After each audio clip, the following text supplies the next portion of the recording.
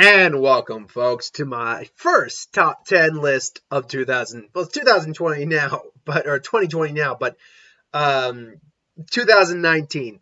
And this is the one that a lot of people prefer to watch. And I heard someone say, it's like, why do we have to hate on it? Because, let's be honest, it's fun to watch people kind of vent on the stuff that frustrated them or whatnot. So I can understand that. And look, I'll say this right up front. I had a pretty good year at the movies this year. It was actually harder to make my top 10 worst list this year than it was my top 10 best list.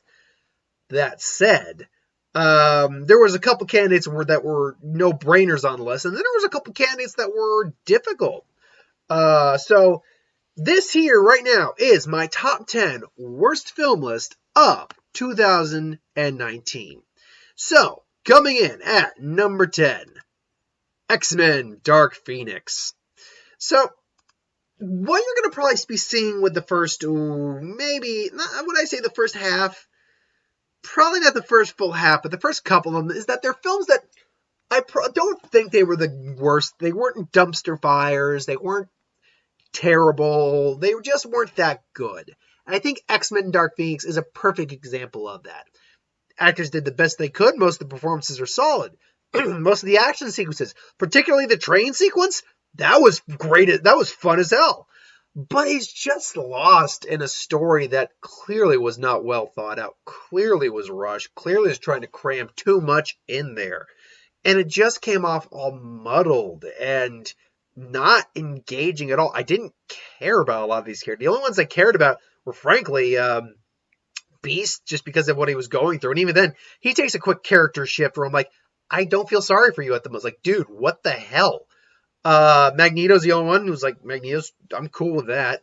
And Xavier on someone, like, I know Jean is the victim in that film, but I'm not feeling bad for her. And the villain, oh my God, is that a waste of Jessica Chastain? See, I thought they were going to do something a bit more clever in the sense that, like, maybe she was going to be an interpretation of the Phoenix itself. Talk to her. Maybe only Jean was going to see her, or that she still is an interpretation of the Phoenix, like, made physical. But no, she's just a Groot-style alien. Like, okay, why is this interesting? They did not give her anything interesting to say, interesting to do. Like, and the few things she could do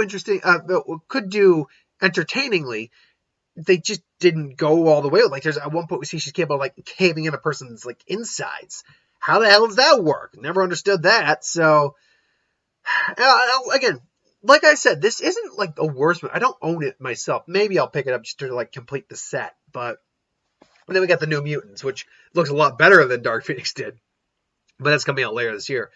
Pardon. So, like I said, the good acting, though. Good action. Like, the way it legitimately ended with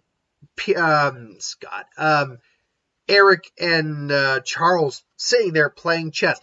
That is exactly how this film series should have ended. That's exactly how it ended. That was a perfect ending to an unfortunately mediocre movie. So, that's my number 10.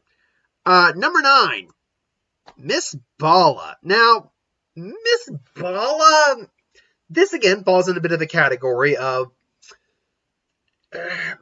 it's not a bad movie. Honestly, it's just boring. That's the thing. There's worse things to be than bad, and boring is one of them. Now, granted, as you can tell, I still think relatively highly compared to the rest of the films on the list. It's acted fine. Actually, it's got some good moments of acting, definitely. It's a little tense here or there. The villain's very charismatically, sickly charming. So, it's not that it's a bad movie. It's just a movie that I don't care what's going on in it most of the time. At least with Dark Phoenix, I cared a little bit about some of the characters. The action's really good. Like, some of the action is actually really almost like spectacle-ish. But with this, it's just, as far as I know, this is just a remake of a much better film, just done in English. So it's like, I believe it's a remake of a film by almost the same name, except I think they shortened the title to just Miss Bala. Yeah, it's not that impressive ultimately. But it's still ultimately more impressive than what we get later on in the list. So, coming in at number 8, Rambo: Last Blood. So, this is one where I'm like, All right. I'm with it. I'm cool with it. Right on. So we go to see it, me and Mark. I think I liked it a bit more than Mark did. Like I said, it's pretty low on the list. You can tell I liked it well enough. But liked it well enough. I didn't hate on it. But man, do you have to wait a long time for it to turn into a legitimate Rambo film. And when it does turn into a legitimate Rambo film, it's kind of like one of the lesser Rambo films, like 3, Rambo 3, or Rambo 2 is not that bad either, but the first two are pretty decent, but like Rambo 3, it's kind of like that. Like, yeah, it's good, like, to see him, like, going all whole hog on these guys, like, just massacring them, but we had to sit through a lot of just boring.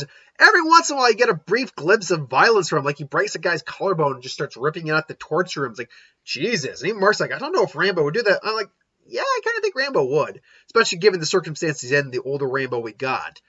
But then he just spends a lot of time getting his ass kicked. And it's just about dealing with his cartel. And Mark made a point saying, like, of course it would be the cartel. I'm like, why? What's wrong with the cartel being the bad guy? Mark believed there was like a political subtone or overtone to it. I could understand where he was coming from, but ultimately I didn't really see that in the film. So I mean, that's my opinion. There's nothing wrong with having the cartel be a bad guy. What I had a problem is that they were terrible villains, like not terrible people in the context of the movie. Of course, they're terrible people, but they just weren't good villains. Like, the beauty of Rambo is usually when someone realizes or beauty of any character, Rambo at like a John Wick, a Rambo. So I'm going to try to think of a couple other characters right off the top of my head. Hell, Dr. Jones, Vader, or someone with reputation, with renown, is that when they find out who they are, they go, oh shit. That never happened. Like, you would think this guy would want to know who he's dealing with a guy who ends up decapitating his brother in his bed. There's just so much, like, I don't expect high art. I don't expect the greatest script in the world or anything for a Rambo film, usually. The first one's fantastic. The first one's the best one. Fourth one's not bad at all. And the other two are kind of meh, but they're not the worst. But it's just one of those things where you could have had this basically be Stallone's version of Logan. And you just kind of got a messy, uninteresting, honestly kind of infuriating at points, Rambo, the kinder Rambo movie for the first 2 acts. And then you finally get him, messing people up, which is entertaining. Absolutely. But yeah, it's just kind of a waste of a film when you break it down. So that's my number 8. Number 7 goes to Angry Birds 2. Now this one, I'm sure I'm going to have some people saying, like, really? A lot of people liked it. And yeah, the critics actually really liked Angry Birds 2. It's technically the highest rated video game movie of all time. But it didn't do very well financially. So there's that. But also, I stand as someone who was lukewarm on Angry Birds, the original. It wasn't the worst thing in the world. I'm like, okay, based on the concept of what you made, you could have made worse. This is like just repeating jokes. I mean, there's a couple. Here's the thing. The animation's still very nice to look at. It's a very visually engaging film. There's a couple good morals in there, definitely. There's a couple of jokes that really worked, in my mind. But then there's other things that just didn't add up, like the whole plot with the little kids taking the eggs. Like, okay, that led to 1 or 2 decent jokes, but ultimately it's just, like those kids, that didn't need to be a plot. The whole mighty eagle, the whole world of the eagles and stuff like that. I'm like, okay, like this villain honestly doesn't make any sense when you really break it. It's all because of a broken heart. She's lashing out. I get it, but at the same time, it's like, wait, you're tired of it. Can't you eagles fly? Why is Mighty Eagle the only one who can fly? Like, the characters are just rehashed again. They were kind of tolerable in the first film. And the second one, the Jason Sudeikis one, I can get behind a bit. The other two though, the Brad Bird, is that it? No, crap. I know exactly. I know his name, and I'm blanking on it, and I can't remember it. And the Josh Gad, oh god, I don't hate Josh Gad as a person, but I would prefer to continue seeing him try things out like Murder on the Orient Express and stuff like that. Things that kind of expand his acting chops rather than hearing him talk as Olaf or as the Yellow Bird or just as anyone else or freaking Pixels. Oh my god, was he insufferable in that movie? I actually like Josh Gad. Just I don't know. It for me, I could watch the other three and probably get a little bit more out of watching them again than I could Angry Birds 2. I think that's why he placed number 7. So, yeah, ultimately, it's number 7 is for me. So, moving on to number 6. The Hustle. Little spoiler here. Rebel Wilson made the list not once, not twice, but 3 times this year. It just cements the fact that I am not a Rebel Wilson fan. I wish I were, I wish I liked her, but I don't. She's really not that funny in my mind. And God bless Anne Hathaway. I mean, yeah, she's putting on a fake British accent and, other fake accents as well when she has to. But, she's doing what she can. I get it. It's Anne Hathaway. She's an Oscar nominated, I think, is she Academy Award winning? She's at minimum an Oscar nominated actress. So, okay. No, she is an Oscar winning actress. That's right. She's an Oscar winning actress. They do the best thing. It's Dirty Rotten Scoundrels. That's my biggest problem with this. It's Dirty Rotten Scoundrels, just gender bent. That's it. Like, literally, like, the person who ended up hustling them is a guy in this version, except in the original, it was a woman. Like, that's it. I understand the idea, or the purpose. I understand the point of trying to be more female inclusive in, like, the world, obviously. I want there to be more female-driven movies. I just want them to be good. That's unfortunately, and I feel really bad for saying it. That's been a lot of the problem with, not a lot of the problem, it's not that they're female-driven, but why, people kind of get hesitant on some of these things, that a lot of the female-driven, and it's all perspective, opinion, all that. I understand that completely. But it's that a lot of the female-driven movies, remakes specifically, a lot of them haven't been that good. Like, I liked the new Ghostbusters with Melissa McCarthy. I wasn't a huge Kate McKinnon fan, but she was tolerable. Kristen, I liked that with Leslie Jones. I liked that movie, but a lot of people didn't, and that's okay. But then what was another one we had here a while back? There was one.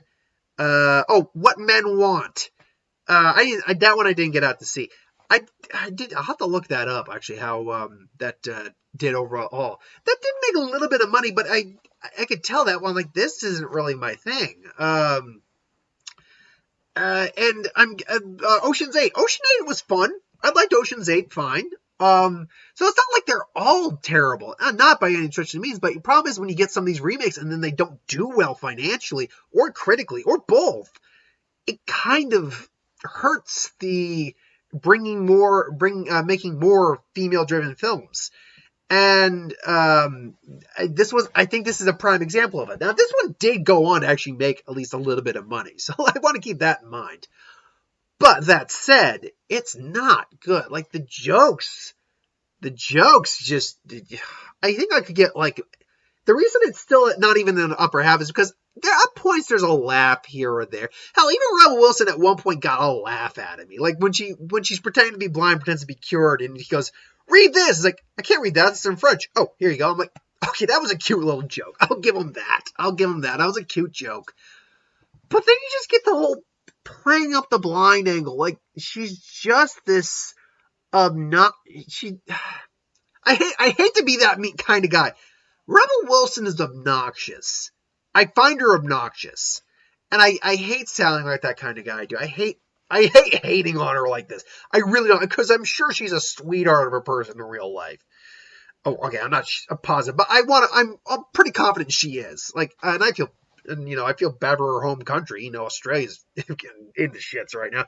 God bless anyone who goes to help them. By the way, our hearts are out to Australia right now. Every one of you. I keep seeing videos of people rescuing koalas. I'm like, please, don't let the koala go extinct. Don't let anything go extinct there. Like, try to do. I hope you can save your home. I hope you can save your continent, your country. Every last one of you. So I'm sure Rebel Wilson has family down there. And I wish the best for them. Absolutely. I'm just not a big fan of Rebel Wilson. I can't really go beyond that. She doesn't even have that good chemistry with Anne Hathaway. And Anne Hathaway is a really good actress. I hear she's a little difficult as a person, but who isn't sometimes? Like Russell Crowe. I hear he's difficult as a person, but as an actor, he's phenomenal. Oh man, it's just not a movie that it was not a good movie in my opinion. It was not. But still, it only made the number 6 spot. We're now in the top 5 worst films of 2019. And on that note, isn't it romantic? We go from one Rebel Wilson film to another. See, the difference here, the key difference here, is that I at least had Anne Hathaway in The Hustle. I at least had Anne Hathaway in The Hustle doing what she could with the script she had. And clearly everyone in this film was doing the best they could with what they had. And again, once in a while, I definitely got some laughs out of it. This whole concept of, I'm a yoga ambassador. It's like, what the hell are you talking about? Adam Devine? Adam Devine, like he's legitimately funny in the movie. Like there's a song and dance numbers, like okay, because Rebel Wilson could sing. I'll give her that. Rebel Wilson could sing. But why is this interesting? Why is this fun? Okay, she's transported into another world. That's a fictional PG-13 romantic movie. Okay, there's things you could do with this, and it's like, okay, the tropes, all that, and I get it. Rebel Wilson's not the traditional pretty woman, and yeah, it's weird that, things are working out for her in this, but why? Why is this funny? Like, nothing that's really coming out of this is funny. The jokes aren't that funny. Rebel Wilson, give her credit, she's doing her best. Liam Hemsworth is maybe not the weakest of the Hemsworth, but I don't find him that great. He's not the worst, but he's not the best actor in the world. I mean, yes, he's a very pretty man, so that's obviously why they kind of hired him. But or they got him in there. They needed like the pretty boy. But it's just the film that has a concept, a unique, bit of a unique concept. It's kind of been done before you get transported into a movie or something like that, but it's still a bit of a unique concept. It just doesn't do much with it. It's like all the tropes you'd think of, the stereotypical gay friend, but that's the thing. I'll give it credit. It's tropes, but it's supposed to be tropes. But the problem is that there's no play on the tropes that are supposed to be there. So I don't know what went wrong here. Maybe a different actress, maybe a different male actor as the co-lead. Different script probably would have helped. I don't know. For me, it just didn't work. And like I said, when we get up to this point, these are the movies, basically, if you scale back on the list, going from 5 to back to 10, those are movies that I could probably watch over again more often if I had to, as opposed to where I am currently on the list. I could probably watch Isn't a Romantic again, the Hustle, more than I could probably watch this. I could watch Angry Birds because at least animated, it looks nice. I could probably watch Rambo because at least you get a cool action sequence at the end. Bisballa is at least a competently made film. Dark Phoenix has got some good actions and good acting. So I don't know what went wrong here. All I know is that was my number 5. My number 4, Ugly Dolls. Now, we're getting into the top 4 where you're going to be seeing a big jump in terms of how bad this film was. Ugly Dolls, man. Wow. See, this is one of those films is going to be bad going into it, you don't quite know how bad it's going to be when you go into it. Because, I mean, look, it's Ugly Dolls. It's based off a little toy. A little fad that I don't even know is still really a thing anymore. But it existed, so that means it's an IP. That means, hey, let's try to make a movie out of it. Let's try to make a franchise. Not only does this film lose money, it lost a bit of money, and it's not good. Honestly, the one thing I can say it has going for it, it's a very pretty film to look. Most of the time, it's a pretty film. Like, it's very bright and colorful in most of it. But it also does get very gray and disgusting. Not disgusting, but gray and not fun to look at after a while in many parts. Other than that, that's like most of these aren't like real voice acting. Like you got what was it? Bill. Oh God, he helps host the voice. Bill something. He's a country singer. Got him. Let me actually see if I can. Oh wait, because I got the poster here. Looking up at it. Hold on, what's it? Oh yeah, Pitbull's in there. Lizzo. Who the hell? Oh, Bill Kelly Clarkson, Nick Jonas, Blake Shelton. That's who his name is. Gabriel. Yeah. So it's a bunch of people who none of them are voice actors. They're singers. And I look at that list. I'm like, okay, you got a lot of original songs, sure, but most of the songs aren't that good. There's one song that's okay. Is that why you're hired? If that's the case, then get maybe one person who's going to sing that song, who is a singer to voice that character, and the rest get actual, I don't know, performers. It's because they're not legitimate voice actors. They'd work for scale or something like that. I don't know. Your moral is so obvious that it's hitting you over the head, and you're just wanting it to get over with as soon as possible. It's like, it's so just not pleasant to sit through. And that's kind of what we're going to be getting with these last three here, is that these last three right here, these are the big three. These are the big daddies. Like, that fourth one is a big step back up in terms of not good quality. These last four,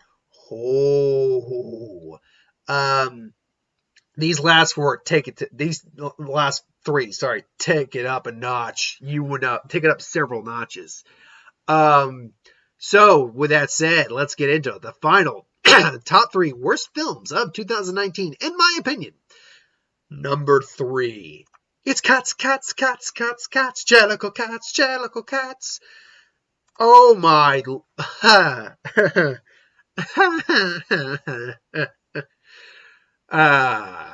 So, my girlfriend is a big fan of the musical Cats. We went to see it. Not the musical, the movie. She was looking forward to it, even after hearing all the terrible things. I'm like, okay, if this thing is as bad as it is, they're saying, I do need to see it and review it. And when we got out, she's like, okay, that wasn't Cats. I don't know what that was. More or less is what she said. Like, there's elements of the stage show in there, sure. And like I said in my reel, I'll say it again, there is good kind of sprinkled throughout the movie. The production design, the sets are phenomenal looking. The choreography is fantastic. And for what they're trying to do, this is something like overly new. The effects work most of the time, like on the Cats themselves, is pretty solid. From a distance, once you get in on their faces and certain scenes, it becomes very clear that this is technology that still needs to be worked on. Because, God almighty, let's start off first. They once you got like a real close look at the face, like, okay, that's fine, except the problem is they're cats. They're cats, but you're not portraying them as cats. You're just portraying them as people dressed up as cats. That's, I think, one of the biggest freaking problems with this movie. Apart from bad dialogue, Rebel Wilson again. Last film she's going to be in, by the way. Rebel Wilson didn't need to be in this film. She did not need to be in this film. And even as someone who's a good singer and a performer in that regard, her dialogue is crap. Like, literally, she's making cat joke. Crazy cat lady. Don't mess with the crazy cat lady. Cat got your tongue. It sounds like someone's been, got the snip. It's like, oh my God, shut up. And then you waste someone like Idris Elba, who at least you can tell he's having fun doing what he's doing. I feel so bad for everyone who worked on this because they could tell they were giving it their all. But you could tell he's having fun doing what he's doing. But the problem actually came up when he had to sing. And also the effects work on him was, oh God, oh man, that did not look good did not make him look good at all. But when Idris Elba's got a great voice, but it's not a voice designed for singing. But he's he's doing his best he can. People like Judi Dench and Ian McKellen, they're generally doing fine for what they're given. It's just they're not given a lot. It's so. The problem is you can tell this was adapted from a stage play. This feels like it's adapted from a stage play, and that's not a good thing. The movements like they're making as cats on all fours make sense because they're in a confined space a lot of time on a stage. On a screen, on a movie, they had the entire production, the entire set to move around. It makes no sense why they're on 4 legs sometimes, all 2 legs on the other time, whereas other people are doing that. And I just go back to the fact that they're cats, but they don't look like cats. They're just people. In the stage play, it makes sense. They're dressed up in costumes. But in this, it just doesn't make sense. They don't look appealing. They look ugly. It doesn't work out. The songs, I am very sorry to anyone who enjoys the songs, my girlfriend included. I can think of one. I can maybe think about because there's God knows how many songs in this film. If I could literally get the playlist, not playlist, but the album, the amount of songs up there. Going out there, there's the Jellicle Cat song. There is 3 Names there because they're almost. It's not quite Repo where they're singing the entire thing, like talk singing the whole time. Like what they're saying is actually done in song. But they're singing a lot. Rebel Wilson's got the song. Jason Derulo's got his song. Try to think. Memory, we get that a couple times, actually. We get the song that introduces Judi Dench's character. We got Skibbleshanks' song. We got Ian McKellen's song. We have the Magic Cat's song. We have McCavity's song. We got the little song that the cat that's holding the other cats hostage. We got the Fat Cat song. We got 15 songs in this, and I can maybe think of 3 that I thought were actually decent. This is not music, and I think that one of the problems is this is adapted from a style of writing where rhythm and rhyme don't necessarily coincide together. They don't need to rhyme the lyrics, and that's fine, but don't rhyme. But for me, you don't write a song where you rhyme off and on throughout a song, whereas you're not rhyming throughout the majority of the song. And to me, it just did not work.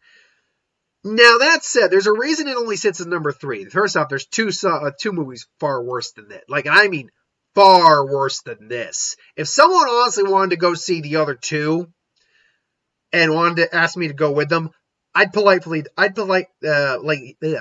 decline. With Cats, I'll give it this. This is one of those so bad it's kind of a so bad it's entertaining, it's bad movie. So in that regard, if someone wanted to go see Cats who hadn't seen it, like a friend of mine, and I'm like, hey, you want to go see Cats with me? Oh man, it's terrible. It's really? Is it that bad? Yeah. I was like, well, I still kind of want to see it. Screw it. I'll sit through it again and laugh my ass off at just how bad it is. Granted, there was parts where I laughed my ass off at how bad it was, and other parts where I'm like, oh dear Lord. So yeah, keep that in mind if you actually want to go see the movie. But that was only number 3. We got 2 more left. This is the silver medal. This is the runner-up. And this was my number 1 for a good portion of the year. Until number 1 actually came along. So number 2, The Sun is Also a Star. I have not seen a movie this year, including number 1, by the way, that was so far up its own ass on its own premise than this film.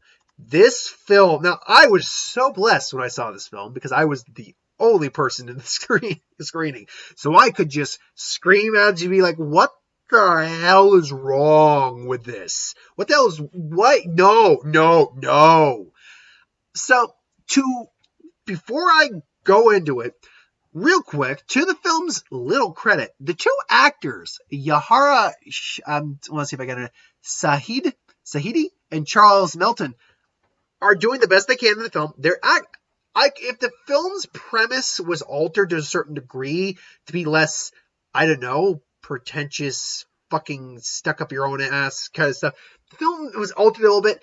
I could see me enjoying this a bit more because their chemistry, what they were trying to have, these two were really good together on screen. It's just they were in a movie that was so bad. Now, obviously, I have reviews for all of these up. You can go check my reviews out to know what I really thought about them in depth.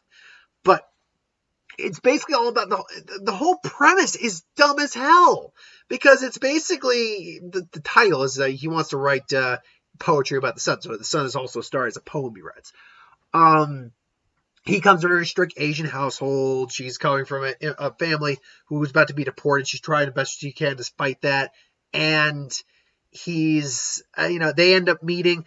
And he meets her through the most dumbass way because he chooses the word Deus Ex Machina. Of course, that's his word of the day, which is actually multiple words. But then he sees it on her shirt, and it's like, oh, this is destiny. And it's like, what? It's like, because he sees a pretty girl, and he thinks it's destiny. Oh, come on. Like, how many times does that actually happen in life?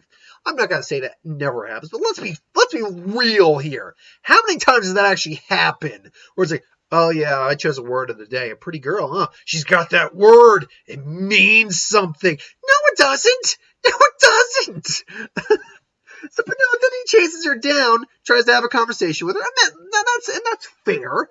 But then she goes on this whole, and like, at first I'm like, okay, you're like being almost psychotic, like legitimately like creeperish right now, dude. It's like, how can you make you fall in love with me in one day?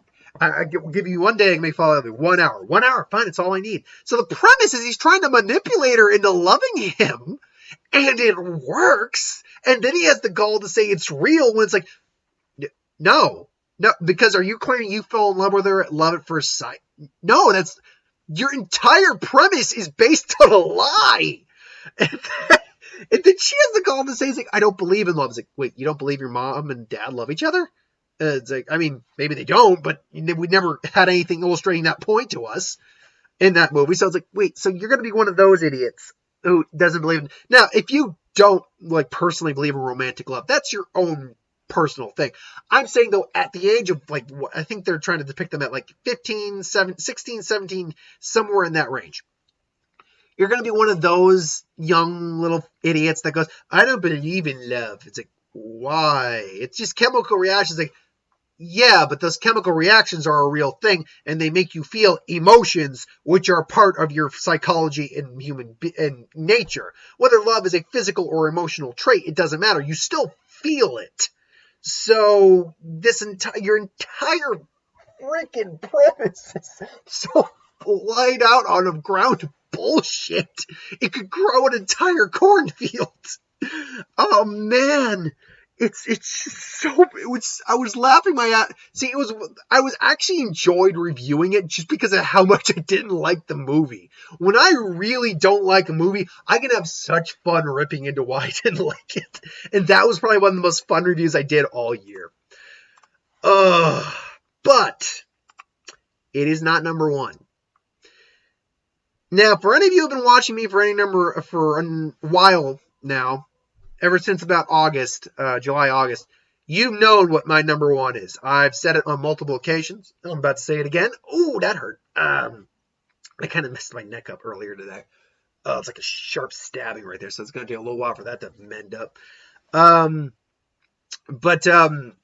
Yeah, you know what my number one is. I've said it multiple times, but for those of you who are new to the channel, let's do this. My number one worst film of 2019. And again, this is why I would like to be a reviewer, like a legitimate Rotten Tomatoes critic, because, oh man, I went against the grain on this one.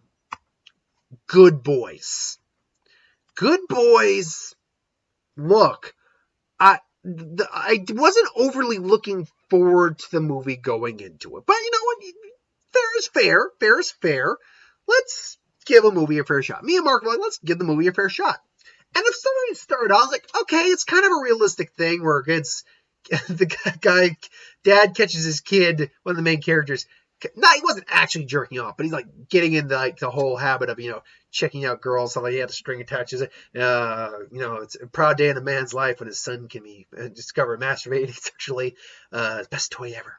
And I'm like, okay, but immediately I'm like, wait, they show they can access porn on the internet. They show that.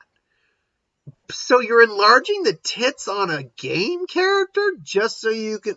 Wait, what? Oh, okay, that's weird, but all right. And as the movie kept going, I became more furious with it because of what it was ultimately not showing me, but not showing me at the same time. What it was showing me was there were elements of a good movie, a hilarious movie in here. Because I'm trying to remember how long the movie actually was. I'm going to use an arbitrary number. I think it was over an hour and a half. Let's say 100 minutes. Let's just say 100 minutes. Every 10 to 15 minutes or so, there would be a legitimate scene that would make me and Mark legitimately laugh and laugh hard.